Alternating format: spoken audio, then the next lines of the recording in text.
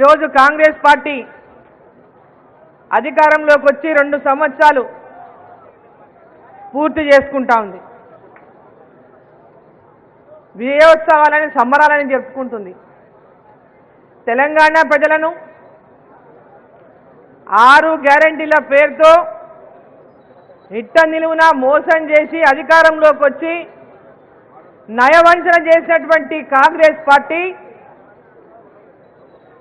ఆనాటి పిసిసి అధ్యక్షుడు నేటి రాష్ట్ర ముఖ్యమంత్రి రేవంత్ రెడ్డి గారు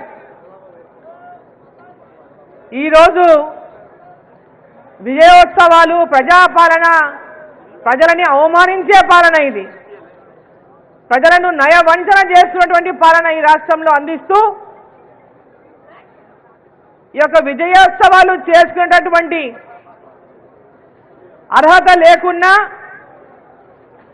సర్పంచ్ ఎన్నికలను దృష్టిలో పెట్టుకొని ఆ సర్పంచ్ ఎన్నికల్లో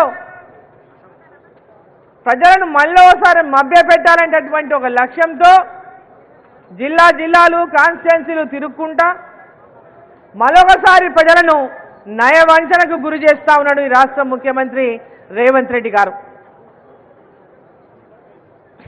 అభివృద్ధిని చూసి ఓటేయమంటున్నాడు.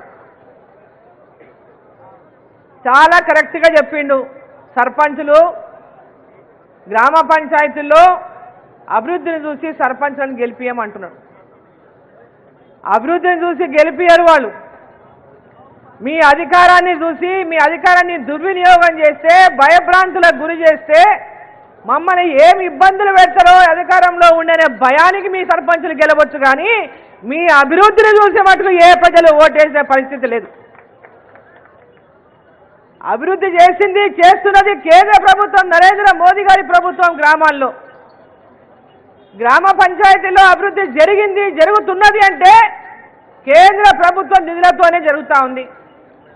2 సంవత్సరాల నుంచి మీ అధికారంలో వచ్చిన నాటి నుంచి నేటి వరకు ఏ గ్రామ పంచాయతీలోనైనా రాష్ట్ర ప్రభుత్వం ద్వారా 1 రూపాయి అయినా మీరు ఇచ్చినారా అని చెప్పి నేను ప్రశ్నిస్తా ఉన్నా. కేంద్ర ప్రభుత్వం నిధులతోనే గ్రామాల్లో ఇలా అభివృద్ధిని చూస్తూ ఉన్నారు. అక్కడ సీసీ రోడ్లే కావచ్చు, అంగన్వాడీ భవనాలే కావచ్చు, గ్రామ పంచాయతీ భవనాలే కావచ్చు, గ్రామాల్లో పెద్ద ఎత్తున పేద ప్రజలకు ఉచిత బియ్యమే కావచ్చు, గ్రామాల్లో ఉపాధి పనులు లేనప్పుడు ఉపాధి కూలీలకు ఉపాధి పనులే కావచ్చు. ఇట్లా చెప్పుకుంటూ పోతే గ్రామాల్లో ప్రతి పని, రైతులకు కిసాన్ సమ్మాదే కావచ్చు, మహిళలకు ముద్రా లోన్లే కావచ్చు, మహిళలకు పెద్ద ఎత్తున మహిళా సంఘాలకు ముద్రా లోన్ల ద్వారా తక్కువ వడ్డీకి రుణం కేంద్ర ప్రభుత్వం ఇప్పిస్తూ ఉంటే వడ్డీ లేని రుణం ఇస్తామని ఆ కొద్ది వడ్డీ కూడా ఇవ్వలేనటువంటి దుస్థితిలో ఈ రాష్ట్ర ప్రభుత్వం ఉంది. అలా ఈరోజు ముఖ్యమంత్రి గారు చెప్పిన ఎలక్షన్ల ముందు ఏమని చెప్పిండ్రు? అభయహస్తం, ఈ అభయహస్తంలో 6 గ్యారెంటీలను చూసి మీరు ఓట్లు వేయండి అని. అయ్యా బాబు, మీరు ఇచ్చింది అభయహస్తం కాదు, భస్మాసుర హస్తం పెట్టిన తెలంగాణ ప్రజల మీద. 100 అబద్ధాల మీద అబద్ధాలు మాట్లాడుతున్నారు. 420 హామీలు ఇచ్చింది మీరు, ఎందుకంటే మోసం చేస్తామని తెలుసు మీకు ముందే కాబట్టి. ఈ తెలంగాణ రాష్ట్రంలో అప్పుల పాలైన తెలంగాణ రాష్ట్రంలో అప్పులున్నాయి. రాష్ట్రం 6 లక్షల కోట్ల అప్పులు చేసింది బీఆర్ఎస్ పార్టీ. ఆ రోజు మనం అందరం ఎన్నికలప్పుడు మాట్లాడిన మాటలు, మరి ఆ తర్వాత మీరు ఇచ్చిన హామీలు అనవి కానటువంటి హామీలు ఇచ్చి తెలంగాణ ప్రజలను మోసం చేసి అధికారంలోకి రావాలని మహిళలకు మోసం చేసిండ్రు. పెద్ద ఎత్తున మహిళలను మోసం చేసిన తెలంగాణ మహిళలను మీరు. ప్రతి మహిళ 18 సంవత్సరాలు దాటిన మహిళ, ప్రతి మహిళకు ప్రతి ఇంట్లో 2500 రూపాయలు నెలకి ఇస్తామని చెప్పినటువంటి మాట మీరు నిలబెట్టుకున్నారా అని చెప్పి నేను ప్రశ్నిస్తా ఉన్నా. ఎందుకు మీరు ఈ సంబరాలు చేసుకుంటుంది? మోసం కాదా? ఇది నయవంచన కాదా అని చెప్పి నేను ప్రశ్నిస్తా ఉన్నా.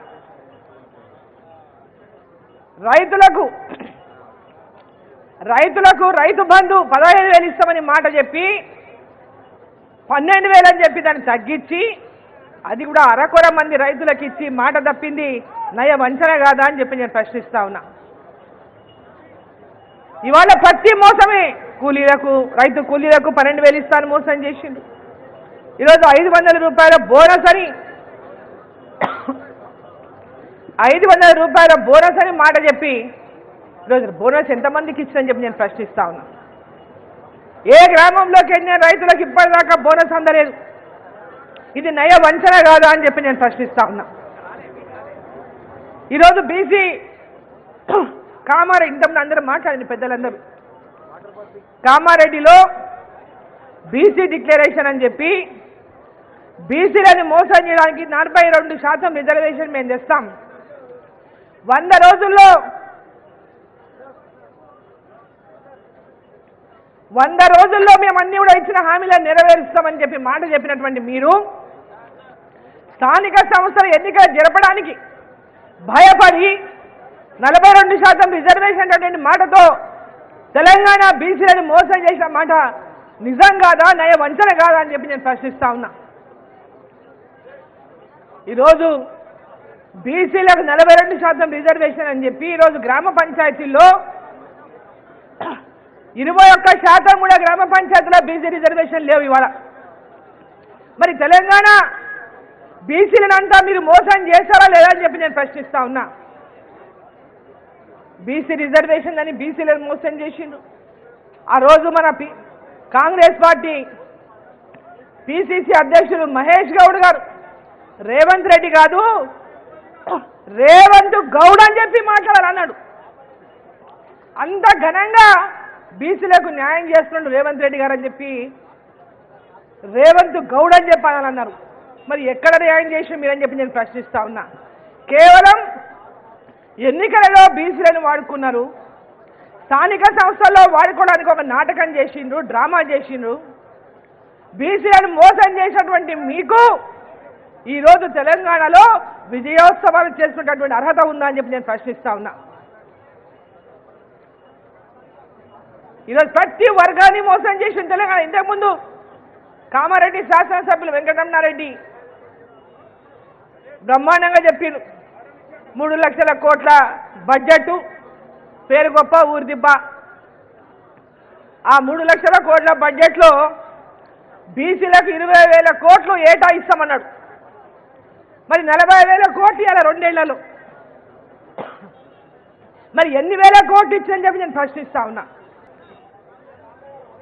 ప్రతి సంవత్సరం 20,000 కోట్లు బీసీలకు ప్రతి బడ్జెట్లో కేటాయిస్తామని చెప్పినటువంటి మీరు మరి 2 సంవత్సరాల్లో 40,000 కోట్లు బీసీలకు ఇవ్వాల. మరి ఎన్ని వేల కోట్లు మీరు బీసీలకు ఖర్చు పెట్టినని చెప్పి నేను ప్రశ్నిస్తా ఉన్నా.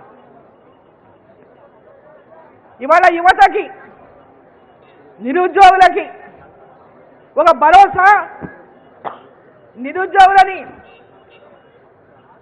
ఉద్యోగం వచ్చేంత వరకు నిరుద్యోగ వృత్తి ఇస్తామని 4,000 రూపాయలు ఇస్తామని చెప్పి మాట చెప్పారు. మరి ఏ నిరుద్యోగికైనా రాష్ట్రంలో ఇంతవరకు నిరుద్యోగ వృత్తి అందించిందా? ఇట్లా అన్ని మాటలు తప్పి అన్ని మోసాలు చేసి అధికారంలోకి వచ్చి ఈరోజు హిల్టన్ చెప్పి కొత్త పాలసీని తీసుకొచ్చిండ్రు. హైదరాబాద్లో ఉన్నటువంటి ఇండస్ట్రియల్ భూములను ట్రాన్స్ఫర్మేషన్ చేస్తూ లక్షల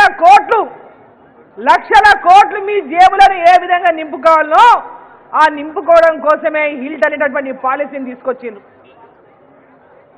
ఈ పాలసీ ద్వారా మీ జేబులు నింపుకోవడం కోసం ఈ పాలసీ వచ్చింది. కానీ తెలంగాణలో ఏ ప్రజలకు మేలు చేయడానికి కానీ ఏ ప్రాంతానికి కూడా మేలు చేయడానికి కానీ ఈ హిల్ట్ పాలసీ రాలేదని చెప్పి సందర్భంగా నేను తెలియజేస్తా ఉన్నా.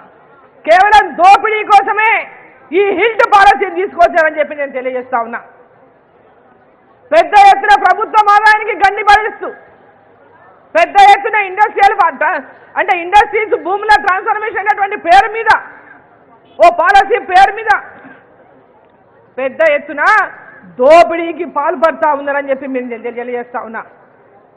ఈరోజు బీఆర్ఎస్ పార్టీ నాడు ప్రాజెక్టుల పేర్ల మీద లక్షల కోట్లు దోపిడీ చేస్తే మీరు ఈరోజు రియల్ దందాలో లక్షల కోట్లు దోపిడీకి సిద్ధమయ్యే కాదు దోపిడీకి పాల్పడతా ఉన్నారని చెప్పి నేను తెలియజేస్తా ఉన్నా. ప్రభుత్వ భూములను అమ్ముకొని ప్రభుత్వ భూములను అమ్మడానికి ఆ రోజు వ్యతిరేకించినటువంటి రేవంత్ రెడ్డి గారు అధికారంలో లేనప్పుడు ఒక మాట, ఇంతకుముందు వెంకటరమణారెడ్డి చెప్పింది, గతంలో మీరు మాట్లాడిన వీడియోలన్నీ ఒకసారి చూసుకోండి. మీరు అధికారంలో లేనప్పుడు, బీఆర్ఎస్ ప్రభుత్వం అధికారంలో ఉన్నప్పుడు మీరు మాట్లాడిన వీడియోలన్నీ ఒకసారి, ప్రతి వీడియోని ఒకసారి రిపీట్ చేసుకొని చూసుకోండి, రివైజ్ చేసుకొని చూసుకోండి. మీరు ఏం మాట్లాడిండు, ఈరోజు మీరు ఏం చేస్తున్నారని మాట్లాడితే కేంద్ర ప్రభుత్వం మీద నిందలు మోపేటటువంటి ప్రయత్నం చేస్తారు. మాట్లాడితే కేంద్రం నిధులు ఇస్తలేదనేటువంటి మాటలు, అబద్ధాలు చెప్పే మాటలు, ప్రజలను మోసం చేసేటువంటి ప్రయత్నం చేస్తారు. తెలంగాణ రాష్ట్రంలో ఈరోజు అభివృద్ధి జరుగుతున్నది అంటే కేంద్ర ప్రభుత్వం నిధుల ద్వారా విషయాన్ని ఈరోజు తెలంగాణ ప్రజలందరూ గమనించినారు, గమనిస్తున్నారు.